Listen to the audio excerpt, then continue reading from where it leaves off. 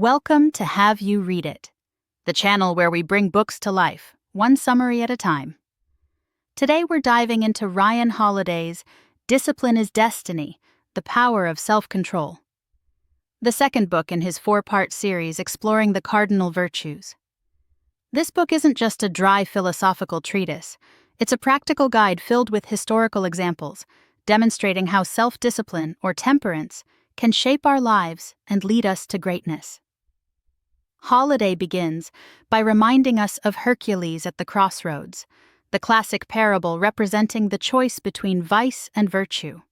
He chose virtue, which the ancients saw as excellence, moral, physical, and mental. The four cardinal virtues, courage, temperance, justice, and wisdom, serve as our compass, guiding us toward a life of honor and excellence. This book focuses on temperance, the ability to keep ourselves in check.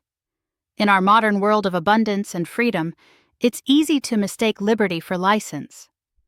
Eisenhower wisely noted that true freedom is the opportunity for self-discipline.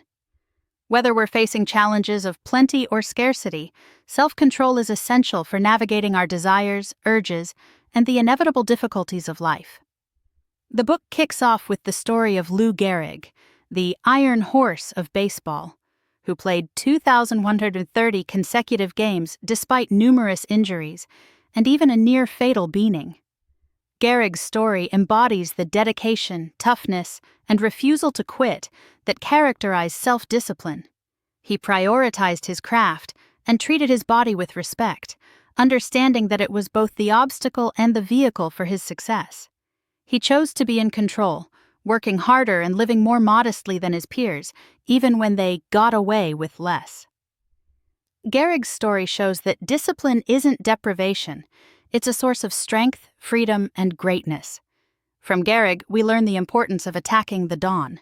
Toni Morrison, a single working mother, wrote in the early morning hours before the demands of her day consumed her. This quiet, focused time allowed her to create a remarkable body of work. Like Morrison, many successful individuals utilize the early morning hours for focused work, exercise, or reflection, recognizing the willpower and clarity available before the world wakes up.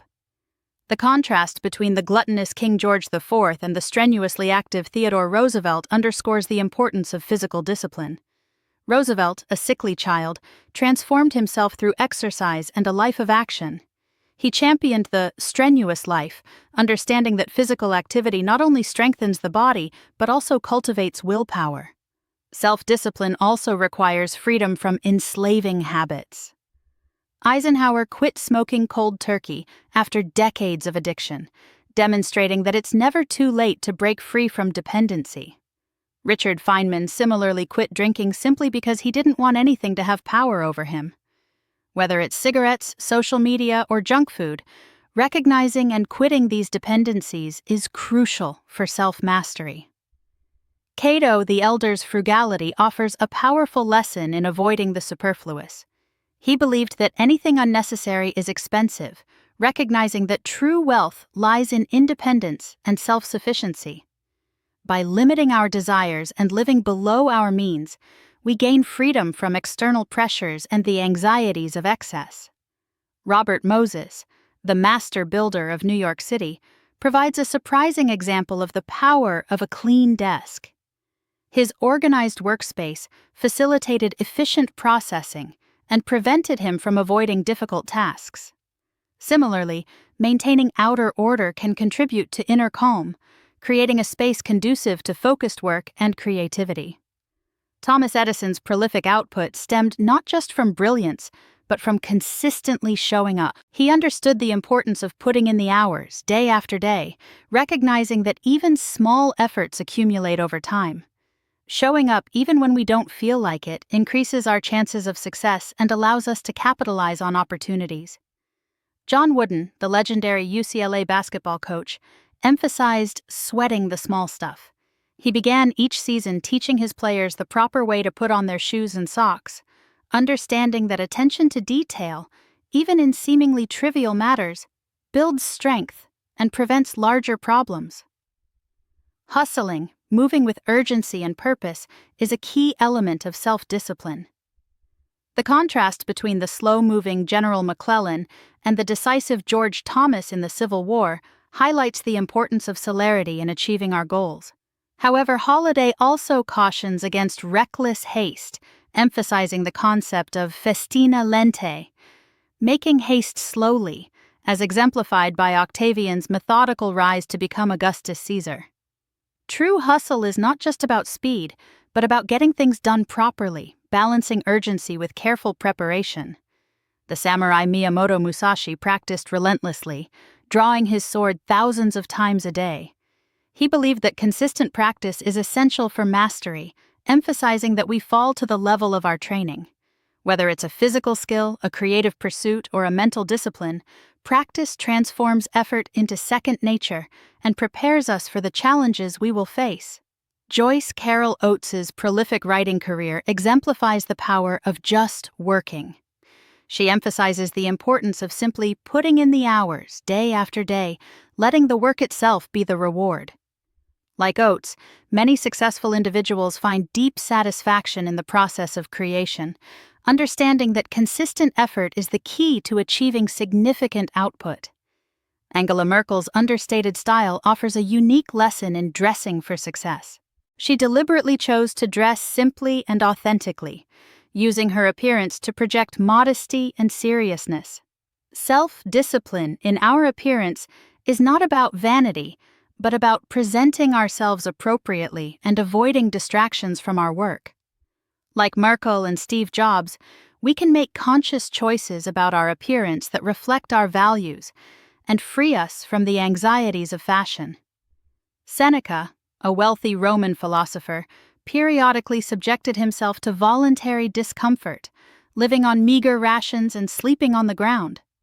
This practice not only built resilience but also reminded him that material comforts are not essential for happiness. Seeking discomfort, whether through physical challenges or embracing difficult tasks, strengthens our ability to endure hardship and reduces our dependence on luxury. Greg Popovich's controversial decision to rest his star players illustrates the importance of managing the load. He prioritized long-term success over short-term gains, understanding that rest and recovery are crucial for sustained performance. Self-discipline is not just about pushing ourselves, but also about knowing when to rest and avoid burnout. Floyd Patterson's pre-fight naps highlight the importance of sleep as an act of character. Adequate rest allows us to perform at our best, both physically and mentally. Prioritizing sleep, even when faced with pressure or deadlines, demonstrates self-control and enhances our ability to make sound decisions.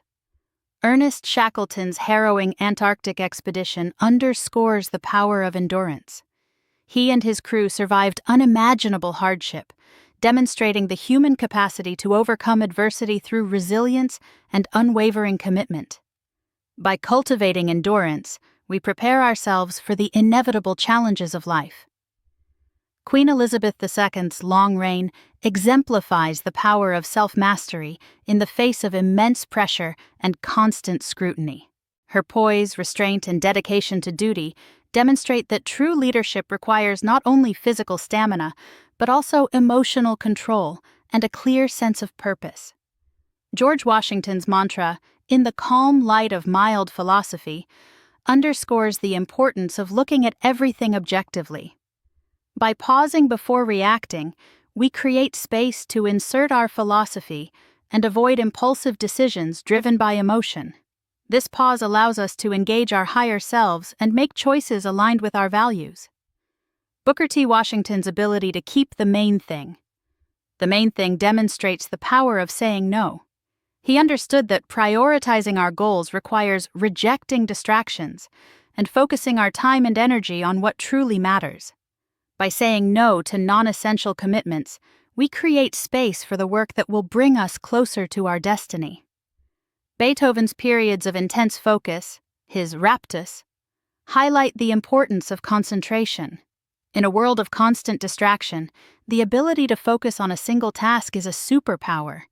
By cultivating deep work habits and eliminating distractions, we can access our full creative potential. Joyce Carol Oates's practice of putting her manuscripts in a drawer before publishing exemplifies the power of waiting for the sweet fruit of patience. By delaying gratification and resisting the urge to rush, we gain perspective and allow our work to mature. Patience also protects us from making impulsive decisions and allows us to capitalize on opportunities when the time is right. Martha Graham's struggle with perfectionism underscores its dangers as a vice. Her inability to finish her work, driven by an obsession with perfection, nearly derailed her career. Self-discipline requires not only high standards, but also the ability to recognize when something is good enough and avoid the paralysis of perfectionism.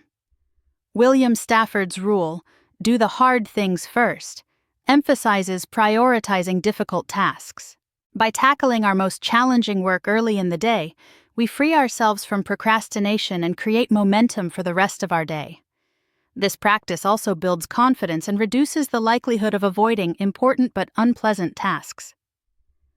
Floyd Patterson's comeback after losing his heavyweight title demonstrates the importance of getting back up.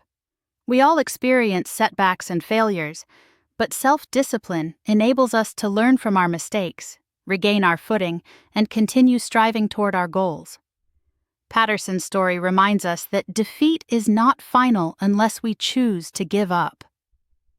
John F. Kennedy's struggles with chronic pain and his dependence on medication highlight the dangers of seeking quick fixes.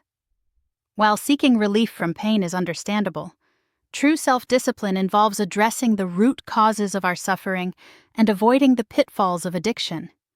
Kennedy's experience underscores the importance of prioritizing long-term health and well-being over short-term relief. Epicurus's philosophy of pleasure emphasizes the absence of pain and trouble in the mind, rather than indulgence in sensual excess. He saw true pleasure as a product of sober reasoning and self-control, not hedonistic pursuits. By moderating our desires and avoiding extremes, we cultivate a sustainable sense of satisfaction and well-being. William Thalheimer's calm response to anti-Semitic abuse offers a powerful lesson in fighting provocation. He chose to focus on his goal rather than reacting to insults, understanding that engaging with negativity only empowers those who seek to provoke us. By ignoring or deflecting provocations, we maintain control over our emotions and avoid being drawn into unproductive conflicts. Sam Cassell's Big Balls dance and subsequent injury exemplify the dangers of unchecked passion. While passion can be a powerful motivator, it must be tempered with reason and self-control. Uncontrolled emotions can lead to impulsive decisions and self-destructive behavior. The Spartans' laconic style highlights the power of silence. They believed that speaking less often enhances our words' impact and cultivates an aura of strength and authority.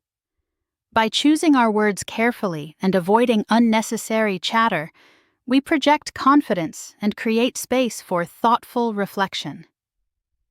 Winston Churchill's restraint during World War II demonstrates the importance of holding our fire. He resisted pressure to engage prematurely, understanding that waiting for the right moment is often the key to victory. Patience and strategic thinking are essential elements of self-discipline, allowing us to make calculated decisions and avoid impulsive actions. Napoleon's essay on ambition, written in his youth, offers a prescient warning about the dangers of unchecked ambition. He recognized that the pursuit of power can become an all-consuming fever, leading to destruction and misery. Self-discipline involves tempering our ambition with reason and a clear sense of purpose, avoiding the pitfalls of unchecked ego and the insatiable desire for more. Babe Ruth's financial recklessness reminds us that money is a dangerous tool. Despite earning a fortune, he squandered his wealth through impulsive spending and a lack of financial discipline. True wealth lies not in how much we earn, but in how we manage our resources and avoid the traps of greed and material excess. Socrates' belief that we cannot remain as we are emphasizes the importance of getting better every day. Self-discipline involves a commitment to continuous improvement, whether in our skills, habits, or character. By embracing the process of growth and never being satisfied with our current state, we unlock our full potential. Harry Belafonte's intervention in the King household highlights the importance of sharing the load. He recognized that Coretta Scott King was overburdened and arranged for household help, freeing up both Martin and Coretta to focus on their work in the civil rights movement. Self-discipline involves not only individual effort, but also the ability to delegate and rely on others, recognizing that we cannot do everything ourselves. Red Holzman's lesson to Phil Jackson about knowing the time remaining in the game underscores the importance of respecting time.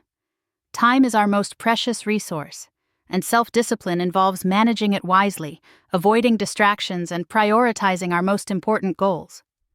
By being mindful of time and its limitations, we make the most of each day and avoid wasting our lives on trivial pursuits. George Washington's reserve and Queen Elizabeth's carefully guarded privacy exemplify the power of boundaries. Setting boundaries protects our time, energy, and emotional well-being. By establishing clear limits on what we will and will not tolerate, we maintain control over our lives and avoid being drawn into unproductive conflicts or unhealthy relationships. Hyman Rickover's question to Jimmy Carter, "Did you do your best?"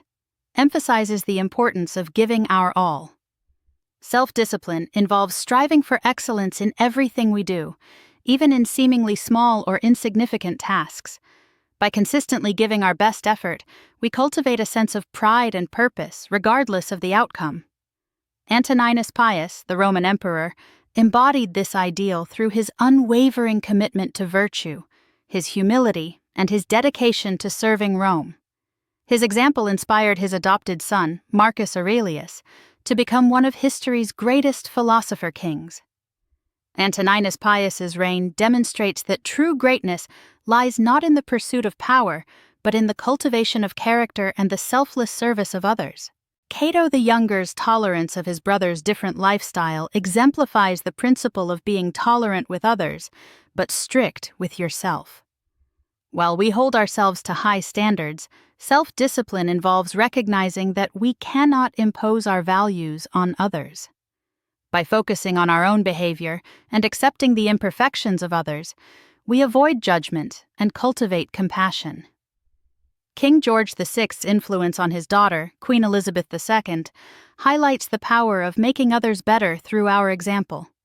By embodying self-discipline and dedication to duty, we inspire those around us to strive for their own greatness. Our actions speak louder than words, and by living virtuously, we create a ripple effect of positive change.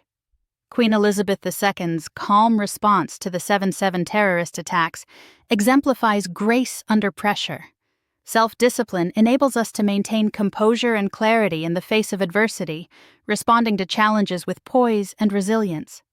General James Mattis's willingness to work the Christmas guard duty so an enlisted man could be with his family demonstrates the importance of carrying the load for others.